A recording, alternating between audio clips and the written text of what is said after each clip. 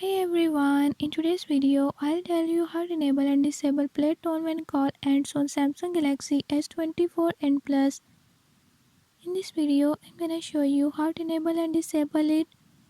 Before move to the video, if you are new to my channel, don't forget to subscribe and hit the bell icon. Watch complete video and learn how you can do it. Let's watch the video.